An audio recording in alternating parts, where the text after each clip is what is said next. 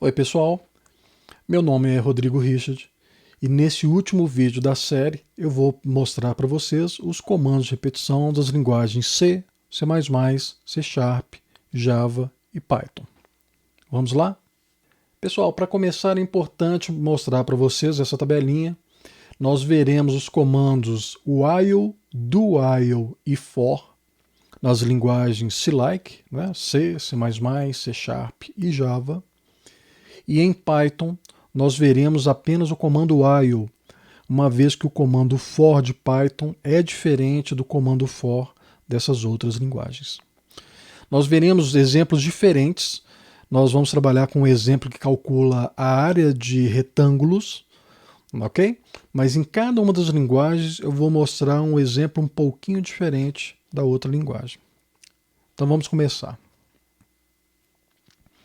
Aqui em C eu estou mostrando para vocês um exemplo do cálculo da área de retângulo utilizando o comando while.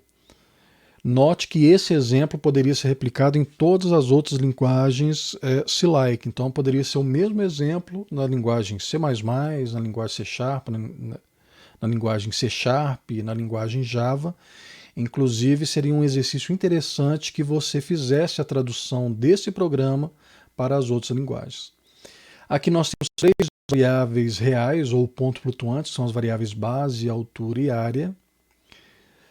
Aqui eu solicito ao usuário que digite a base do retângulo e a nossa condição while ela vai repetir enquanto essa base for positiva. Então, enquanto a base for maior que zero, é então solicitado ao usuário que digite a base do próximo retângulo e nós voltamos aqui, então, ao comando while. Em C++ eu fiz esse mesmo programa, mas agora utilizando do while. Então eu peço ao usuário que digite a base do retângulo.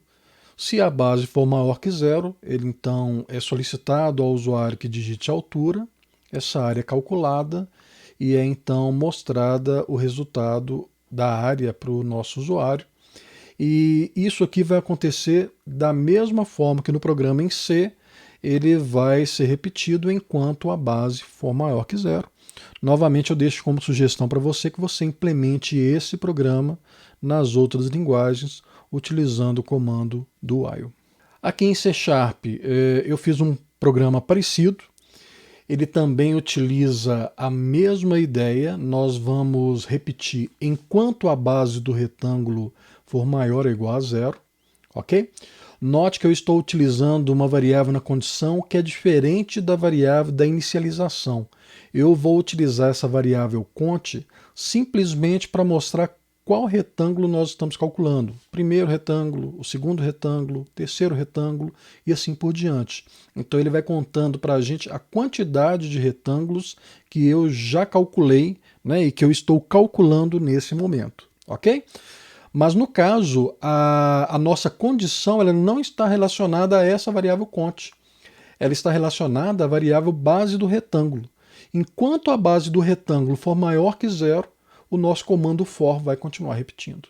Então eu tenho aqui as nossas variáveis, eu entro no for, inicializo a variável cont com o valor 1, a base do retângulo deve ser maior ou igual a zero, então enquanto ela for maior ou igual a zero, eu entro na repetição, peço ao meu usuário que digite a base do primeiro retângulo, segundo retângulo, terceiro retângulo e assim por diante, ok? Se a base desse retângulo for maior ou igual a zero, ele pede então para digitar a altura, calcula então o resultado, calcula a área e mostra esse resultado para o nosso usuário. E aí ele volta novamente aqui ao comando for. Note que nesse exemplo eu estou usando o comando for como se ele fosse um comando while. Eu estou fazendo uma repetição baseado nessa condição, em que a base do retângulo seja maior ou igual a zero.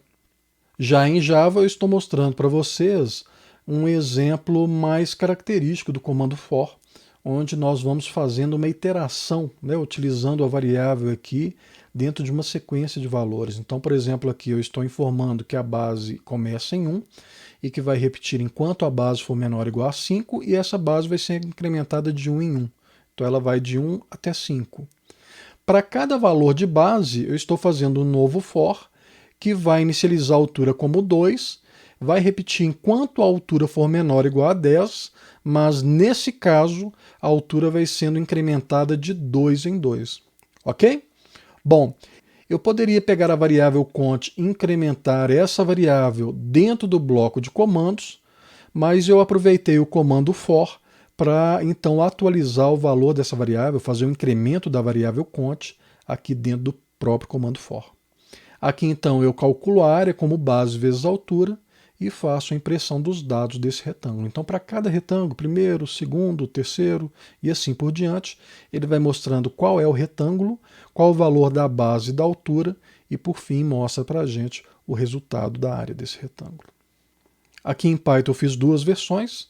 A primeira versão, eu tenho então o usuário digitando o valor da base e enquanto a base for positiva, ele pede para o usuário então digitar a altura, calcula a área, mostra o resultado, pede ao usuário que digite a nova base e então ele volta para o while testando se essa base for positiva. Se a base continuar positiva, ele continua fazendo a repetição. Por fim, quando ele termina a repetição, no momento em que eu digitar base igual a 0 ou uma base negativa, ele sai do laço de repetição e imprime a mensagem fim do programa. E aqui nós temos um exemplo baseado naquele exemplo que eu mostrei para vocês de um programa em Java, né? Onde eu tinha um for aninhado, né? Eu tenho um for dentro do outro. Aqui eu tenho o mesmo exemplo agora escrito em Python. Então eu tenho que a base é igual a 1. Enquanto a base for menor ou igual a 5, o que eu vou fazer? Eu vou então inicializar a variável altura como 2. E enquanto a variável altura for menor ou igual a 10, eu vou repetir esses comandos. Eu vou calcular a área, mostrar a base e a altura, mostrar o resultado da área e incrementar, então, de 2 em 2 o valor da altura. Ao terminar esse laço de repetição, então eu saio do while, eu incremento a base e volto para o while, para o primeiro while, né, o while mais externo, e aí, enquanto a base for menor ou igual a 5, eu continuo com essa repetição. Pessoal, nós encerramos então essa série de vídeos. São vídeos bastante simples, só para que vocês tenham uma visão superficial da diferença dessas linguagens, ok? Espero que vocês tenham gostado e que esses vídeos sejam bastante úteis para vocês, ok? Então isso é tudo, pessoal. Até breve.